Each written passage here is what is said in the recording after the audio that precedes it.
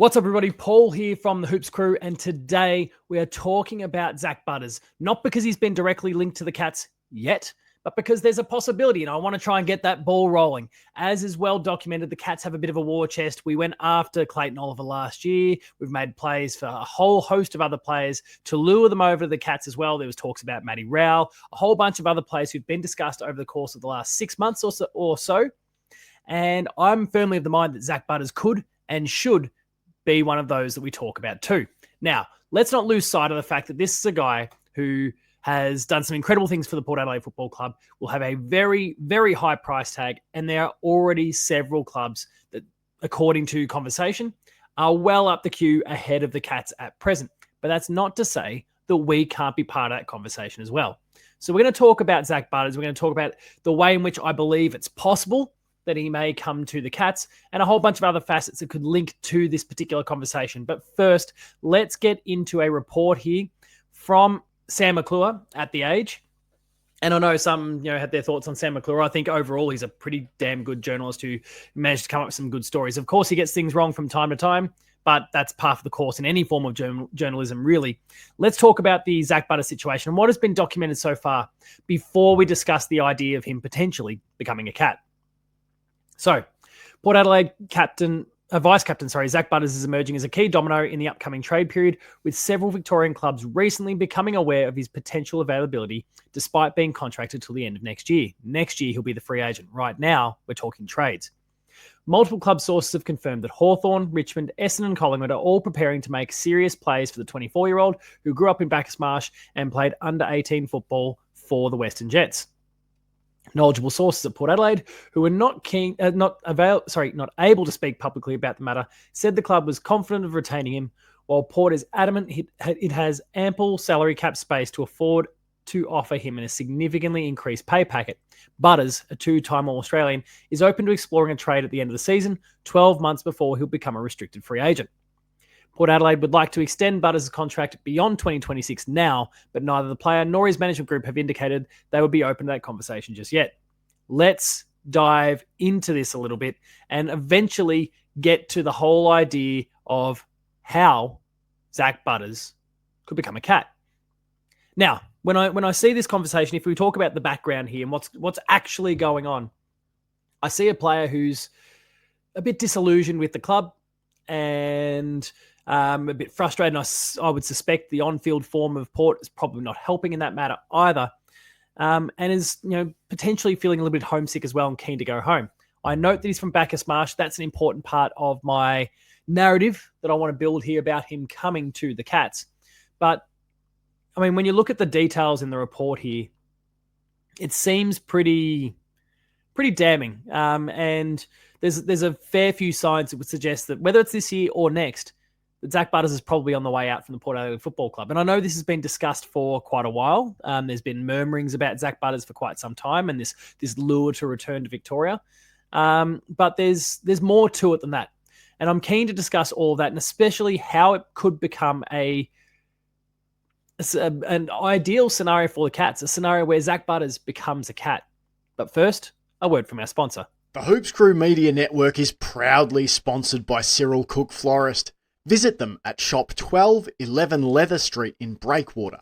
Phone them on 035 222 2244 or visit their website at www.cyrilcookflorist.com.au and use the offer code GOCATS in the voucher field at checkout to get 20% off your next online purchase. Thank you, Cyril Cook Florist, as always, for your ongoing support of the Hoops Crew and all we get up to. Now, I want to hone in on this one little segment here that for me is really, really important in this scenario.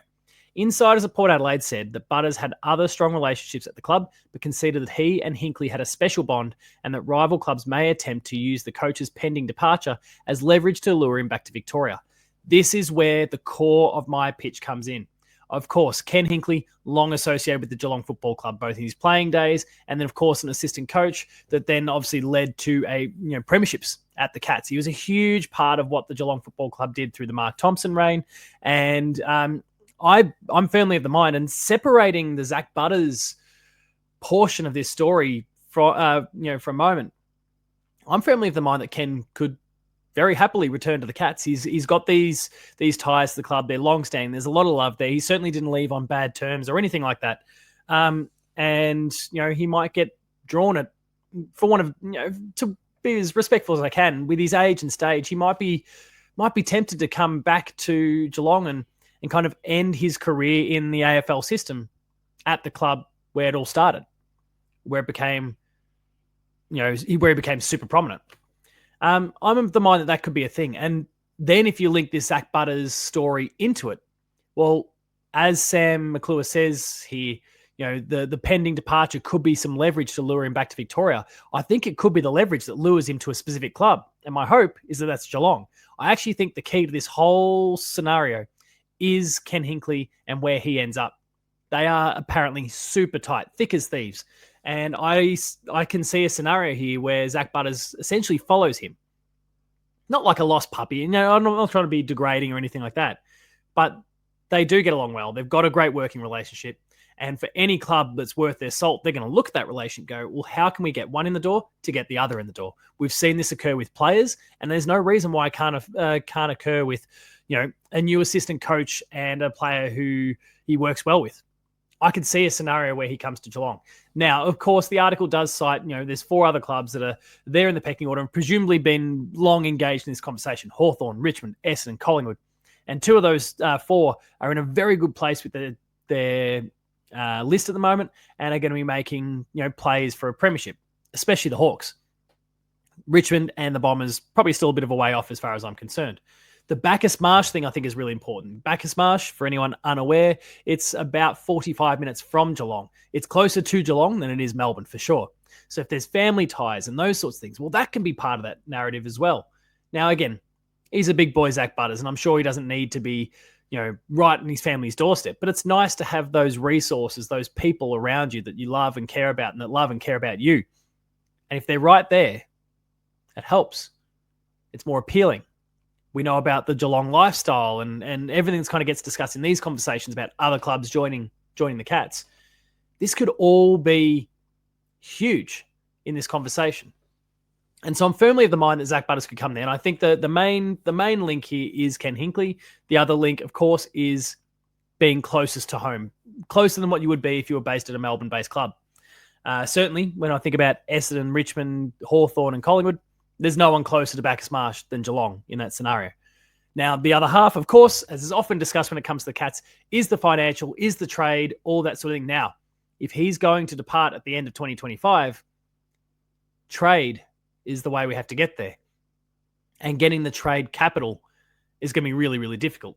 And I honestly don't know how we do it. But an important thing to note, beginning with this trade period, and it's why the Christian Petrarca deal to Collingwood fell over in the eyes of a lot of the other clubs, is that they didn't have the draft capital to make it happen, considering it all happened so fast. They didn't bank on this. They didn't have the picks available to be able to transact with Melbourne and to give Melbourne what they wanted to get a player of that caliber. And Zak Butters is in that same conversation.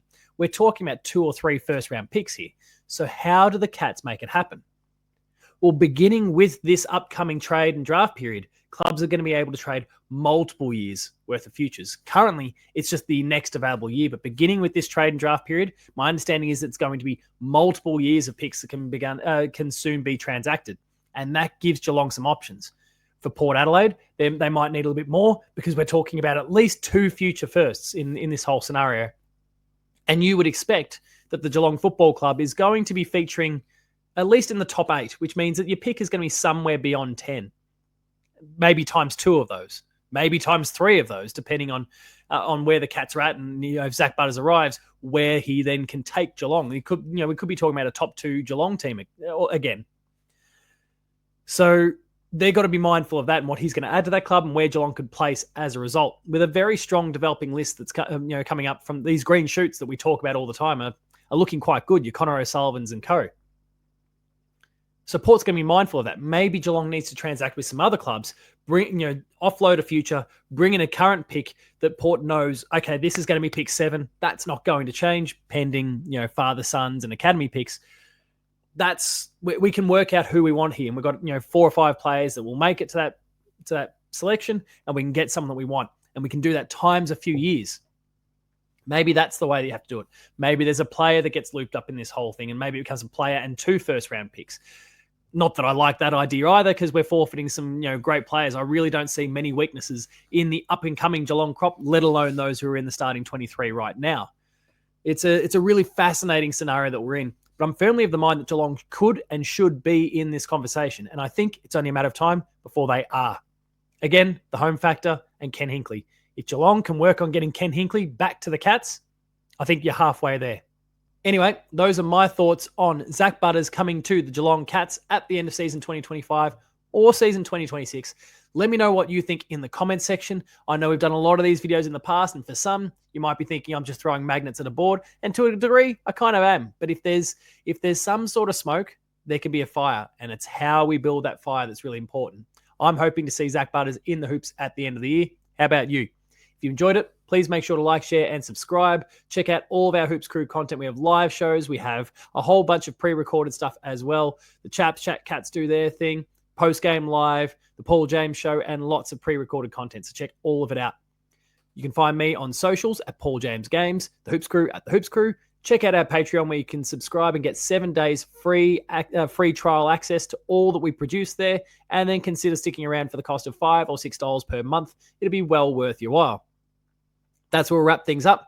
Thank you very much for watching. Remain Geelong strong. Zak Butters, I hope to see you in the hoops soon. I'll see you later.